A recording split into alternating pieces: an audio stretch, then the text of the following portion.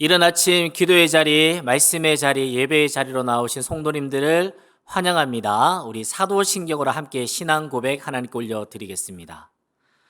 전능하사 천지를 만드신 하나님 아버지를 내가 믿사오며 그 외아들 우리 주 예수 그리스도를 믿사오니 이는 성령으로 잉태하사 동정녀 마리아에게 나시고 본디오 빌라도에게 고난을 받으사 십자가에 못 박혀 죽으시고 장사한 지 사흘 만에 죽은 자 가운데서 다시 살아나시며 하늘에 오르사 전능하신 하나님 우편에 앉아 계시다가 저리로서 산자와 죽은 자를 심판하러 오시리라. 성령을 믿사오며 거룩한 공예와 성도가 서로 교통하는 것과 죄를 사하여 주시는 것과 몸이 다시 사는 것과 영원히 사는 것을 믿사옵나이다. 아멘. 우리 시간 찬송가 352장 함께 찬송하시겠습니다.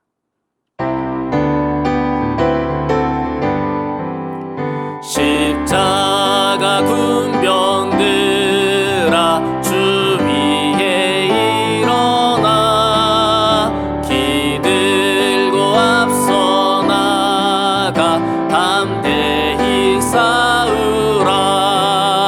주께서 승전하고 영광을 얻도록 그 군대 거느리사 이기게 하시네.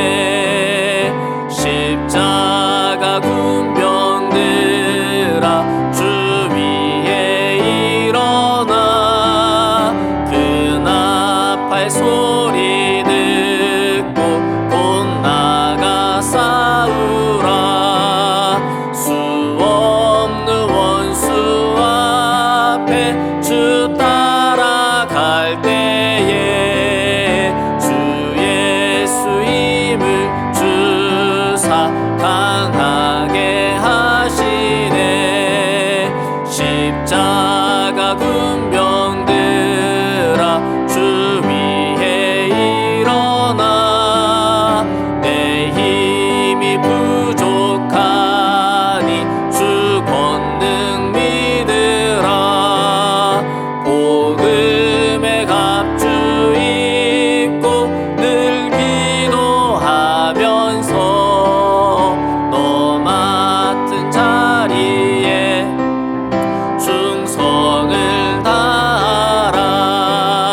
십자가 군병들아 주 위에 일어나 이날에 접전하고 곧 해가 부르라.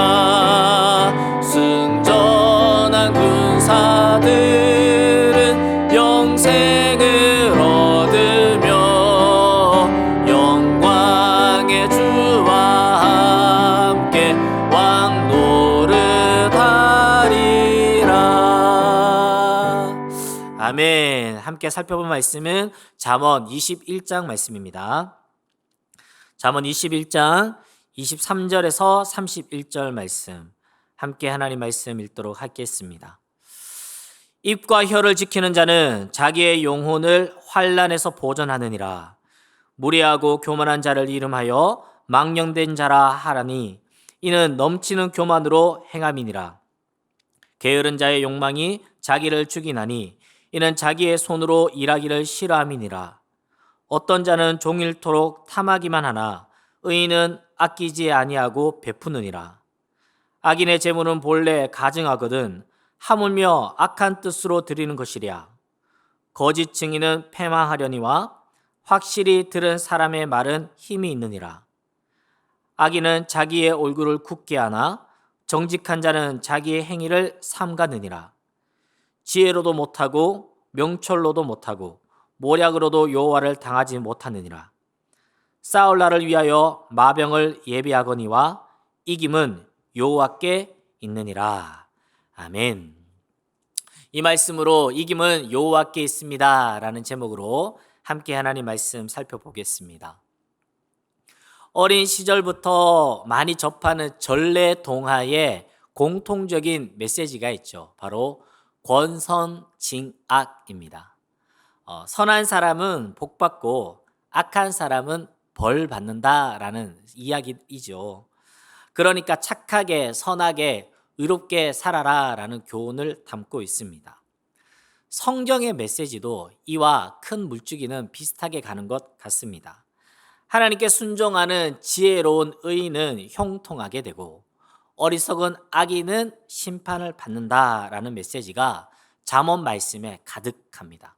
잠언 말씀은 지혜를 소유한 사람의 실제적인 삶의 모습과 어리석은 악인의 모습을 대조해서 오늘 본문 말씀에도 우리에게 교훈을 주고 있습니다.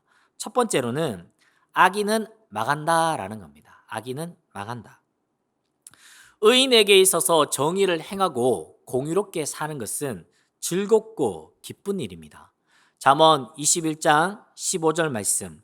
정의를 행하는 것이 의인에게는 즐거움이요 죄인에게는 패망이니라. 의인에게서 정의를 행하는 것은 즐거운 일입니다. 반면 악인에게는 정의와 공의는 곧 두려움의 대상입니다. 왜 그럴까요? 악인은 바로 정의와 공의와 반대되는 삶을 살기 때문입니다. 사악한 행위들을 살기 때문에 그는 결국 그 공의 앞에서 징계를 당하게 되기 때문입니다. 악인은 하나님을 경외하지 않고 경건한 생활과 경건한 삶과는 전혀 다른 삶을 살아갑니다. 의인은 결국 형통하게 될 것이지만 악인은 망하게 된다라는 것이 성경이 일관되게 우리에게 주고 있는 메시지입니다. 잠언 21장 18절 말씀에 악인은 의인의 속전이 되고 사악한 자는 정직한 자의 대신이 되느니라. 속전이 된다라는 이 표현은 잘못이나 죄로 인해서 마땅히 벌을 받아야 하는데 그 벌을 다른 누군가가 대신 짊어진다라는 표현입니다. 그래서 이 표현에서 악인이 의인의 속전이 된다라는 표현은 이 땅을 살아가는 동안에 악인의 강교한 모략으로 의인들이 부당하게 고통을 당하게 되는 것은 잠깐이고 결국은 고통을 당하게 되는 것은 바로 악인이다라는 거예요. 그러므로 의인이 당장에 당하는 고통 앞에서 절망할 필요가 없고 하나님께서 반드시 회복시켜 주시고 형통케 해 주신다라는 사실을 우리가 믿고 기대하고 인내해야겠습니다. 공의로우신 하나님이 심판하실 때에는 악인은 결국 패망의 길로 가게 될 것이다 라는 것입니다. 우리가 신앙생활하면서 신앙인으로서 정직하게 살아가고 정의롭게 살았지만 우리가 속한 공동체 안에서 때때로 부당한 대우를 당하거나 모함을 당하거나 따돌림을 당한 경험들이 있습니까? 그때 우리는 기억해야 됩니다. 하나님은 언제나 정직한 자의 편에 서신다라는 것입니다. 정직한 자는 하나님의 말씀을 지키며 공의를 실천하며 살아갑니다. 악인을 심판하고 의인을 형통하게 하신 하나님 우리가 신뢰하면서 오늘 우리에게 주어진 삶을 인내하며 살아가야 할 줄로 믿습니다. 두 번째로는 지혜 있는 자는 형통하게 된다라는 겁니다. 지혜 있는 자는 형통하게 된다. 욜로족이라는 단어가 수년 전에 참 많이 유행을 했었죠. 욜로족이라는 것은 인생은 한 번뿐이니까 하고 싶은 것을 하면서 즐기며 살아라라는 오늘날의 젊은이들의 가치관들이 반영한 그러한 말입니다. 미래에 가치 있는 일들을 위해서 현재를 희생하지 않고 오늘을 향유하며 하고 싶은 문화들을 소비하며 살아가는 세태를 꼬집는 말이기도 합니다. 잠언 기자는 미련한 자는 미래를 생각하지 않고 당장의 기쁨과 즐거움을 위해서 모든 재물을 탕진한다라고 말하고 있고요. 반면에 지혜 있는 사람은 현재의 즐거움보다 미래를 보는 안목을 가지고 지혜롭게 경제 생활을 한다라고 그러기에 그는 부를 쌓게 된다라고 말씀하고 있습니다. 잠언 21장 20절 21절 말씀에 지혜 있는 자는 집에 있는 귀한 보배와 기름이 있으나 미련한 자는 이것을 다 삼켜 버리느니라. 공의와 인자를 따라 구하는 자는 생명과 공의와 영광을 얻느니라. 하나님의 지혜로운 자는 경제적인 부분에 있어서도 지혜롭게 살기 때문에 풍요를 삽니다. 뿐만 아니라 영적인 상급도 주는데 오늘 말씀에서는 생명과 공의와 영광을 준다라고 말하는 거예요. 그 이유를 이어서 말씀하고 있는데 그 이유로 절제된 언어 생활을 하기 때문에 불필요한 어려움이 없다라고 말하고 있습니다. 23절 말씀에 입과 혀를 지키는 자는 자기의 영혼을 환난에서 보존하느니라. 우리 속담에 말 한마디로 천냥빚도 갚는다라고 말하지 않습니까? 반면 우리는 새치 혀를 잘못 움직여서 큰 화를 입거나 어려움을 당하기도 합니다. 지혜로운 자가 누리는 경제적이고 영적인 형통을 보면서 우리는 무엇을 깨닫게 됩니까? 성도가 형통한 삶을 살기 위해서는 하나님의 지혜가 필요하다라는 거예요. 하나님의 지혜는 성령의 음성에 민감한 자에게 주어지는 것입니다. 하나님의 지혜는 세상 일에만 전념하며 세상적인 계산에 빠져있는 사람에게는 주어지지 않습니다. 성도의 형통한 삶을 살기 위해서는 하나님의 지혜를 사모하며 살아야 합니다. 24절 말씀에 무리하고 교만한 자를 이름하여 망령한 자라 하나니 이는 넘치는 교만으로 행함이니라.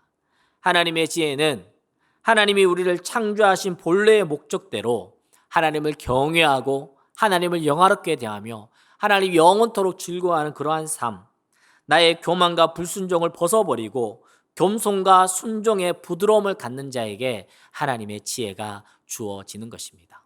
그렇다면 세 번째로 우리가 어떻게 살아야 할까요? 하나님께 순종하며 살아야 한다라는 겁니다. 하나님은 공의로운 심판을 통해서 어리석은 악인을 결국 파멸로 이끄십니다. 반면 하나님의 지혜를 얻는 사람에게는 하나님의 은혜와 또 경제적인 풍요와 하나님의 이끄심을 누리게 됩니다.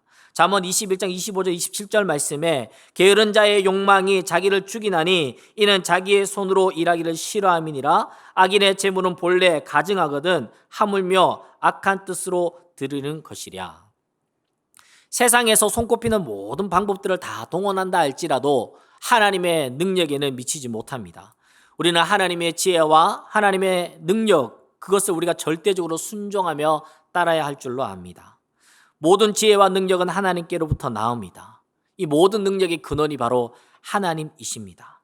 그러므로 우리는 인간의 얄팍한 지식으로 하나님의 깊은 지혜를 대적하는 어리석음을 버려야 합니다. 모든 것이 하나님께 작정된 것이고 하나님의 섭리 가운데 있습니다. 늘 하나님 의지하면서 하나님 뜻대로 살아가는 지혜로운 삶의 태도를 가져야겠습니다. 30절 말씀에 지혜로도 못하고 명철로도 못하고 모략으로도 여호와를 당하지 못하느니라. 하나님의 명령을 지키는 것은 성도의 의무가 아니라 특권입니다. 하나님은 항상 감사하는 마음을 갖고 살아가는 자에게 복을 주시고 겸손한 마음으로 하나님의 은혜를 구하는 자에게 형통함으로 채워주십니다. 어리석은 악인이 비참한 최후를 맞게 되는 것은 하나님 명령에 순종하지 않고 하나님을 경외하지 않기 때문입니다. 하나님을 경외하는 자에게 하나님은 지혜를 주시고 범사에 하나님을 인정하며 순종하는 자에게 풍성한 축복과 지혜와 형통으로 채워주십니다. 마지막 31절 말씀에 싸울 날을 위하여 마병을 예비하거니와 이김은 여호와께 있느니라. 하나님을 대적하지 말고 하나님 편에 섭시다. 세상의 지혜는 하나님의 능력을 결코 초월할 수 없습니다.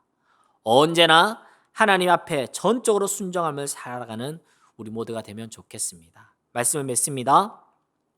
하나님 우리의 지혜와 명철과 모략을 감당할 수 없는 분입니다.